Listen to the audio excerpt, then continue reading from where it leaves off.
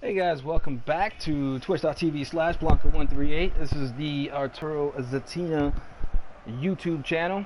I usually do Twitch, but today I am going to stream on YouTube. And this is all about the NCAA March Madness bracketology.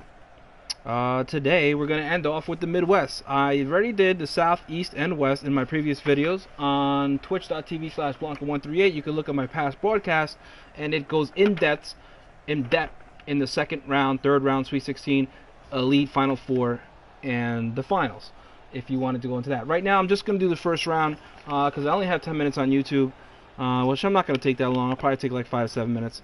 So let's get right down to it. Our first game is going to be Virginia versus Hampton. I don't even care about this. If you want to, like I said, if you want to go an in-depth, I did do an in-depth one. We're just going to pick Virginia off the bat. They're not beating. I mean, Virginia is just too good to get beaten by a 16 team. There's no way about it. The next game is Texas Tech. Oh, I apologize for the stream. The stream is New York City versus New York Red Bulls. This is a FIFA, and I believe it's in overtime right now. It's just a computer going at it. This is not a live. I'm not playing. It's just I'm just using this for a YouTube stream, so I can record this on YouTube. Again, I'm sorry to lose track. Texas Tech versus Butler. A lot of people are picking Butler for this one. 71%, I believe the score is. I picked Butler, and I'm going to tell you why off the bat.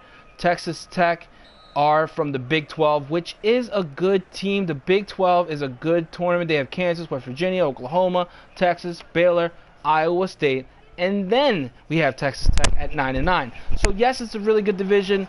No, Texas Tech was in the bottom half of the division, but they're still in the tournament.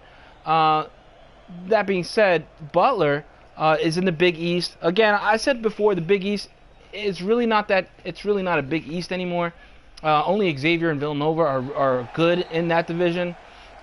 But I'm gonna say that the Butler Bulldogs, they are in fifth in that division. SetonHall is actually really good this year in that division, decent at least, with Providence and then Butler. Now Butler is in the mid of that tier with the Big East, but Butler always does good in these tournaments, and I do believe that they'll stick it out. I like Butler just because they're a team that does well in the tournament, whereas Texas Tech, I haven't seen Texas Tech in the tournament in a while, and plus they're on the lower bottom of that Big 12, so I'm going to have to go with Butler on that.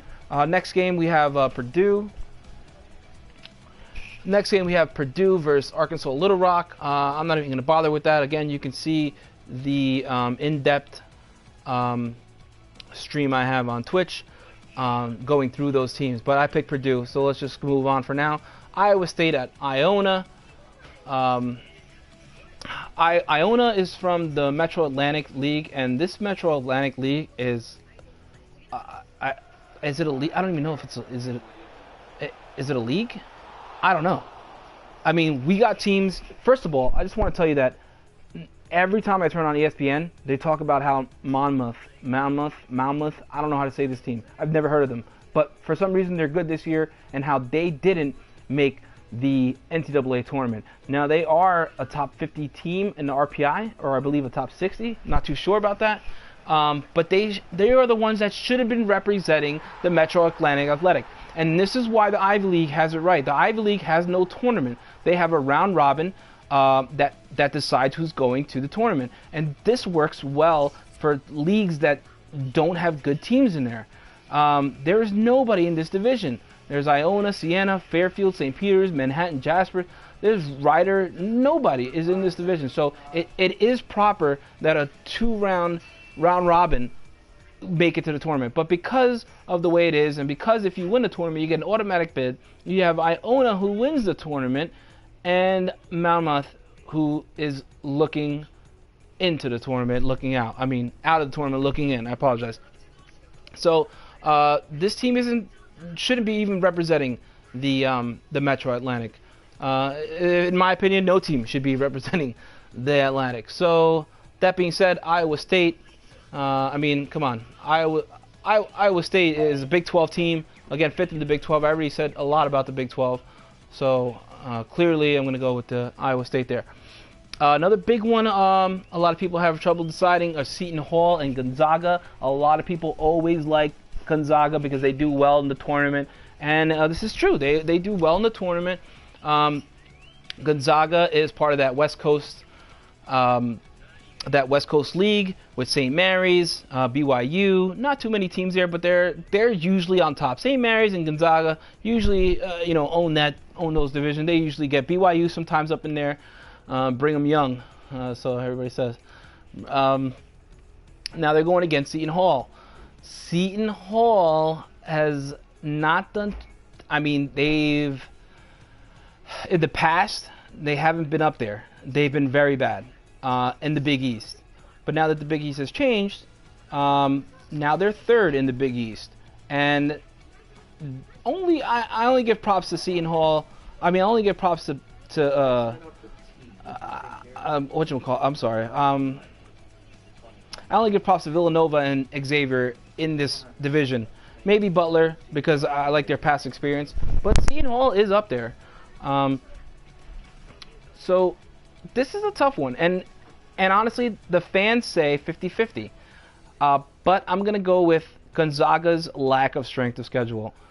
They're in the West. They don't have much to go on as far as strength of schedule. They didn't play anyone outside the division. Everyone was garbage. So Seton Hall did, and their overall record is 25-8, which is pretty good. Gonzaga's is 26-7.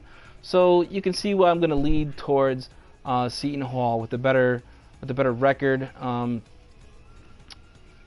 in the respective strength of schedule. So I'll go on Seton Hall on that one. Next game is Utah versus Fresno State. I'm not going to bother. Fresno State is from the Mountain West. I mean, really? Who's in this Mountain West? Do you know? I don't know. I can look it up. San Diego State, Boise State, Nevada, New Mexico. That's the UNLV. Okay. That's the UNLV conference. That's fine. Either way, garbage. I'm not going to pick them. Process of elimination almost. But Utah's really good. Utah is the surprising team from, I think it was the whatchamacallit. They were second place, third place. Where the fuck is Utah? Utah's Pac-10. They're from the Pac-12. I'm sorry, Pac-10. Pac-12, yeah. They're from the Pac-12. They did really good this year. And I think the Pac-12 did a nice job with all their teams this year. Utah, they're second behind Oregon.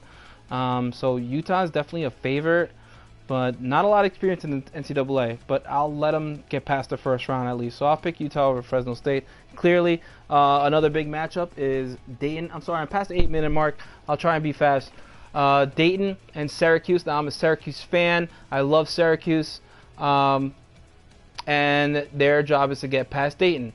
Dayton is in this stupid little conference, Atlantic 10. I don't know what their deal is. Atlantic 10, St. Bonaventure, VCU, St. Joseph's. I don't believe in these teams. We got our friends that are from Davidson there. 2008, Stephon Curry. Again, we got this Fordham team. I don't know. I've never heard too much about them. But that being said, I'm going to go with Cuse. I'm from Cuse. I go to school in Syracuse. So we're going to go with Syracuse. End of story. And the last team is Michigan State. It's actually my team, my favorite team. 99% are picking them over Middle Tennessee. Middle Tennessee, I don't even want to know where they're from. Garbage. Honestly, really garbage. You can expect them to cover the spread. Oh, there you have it, folks. The first round of the Midwest. And thank you for joining. I tried to keep it under 10 minutes. And I appreciate if you like, leave a like. Thank you very much.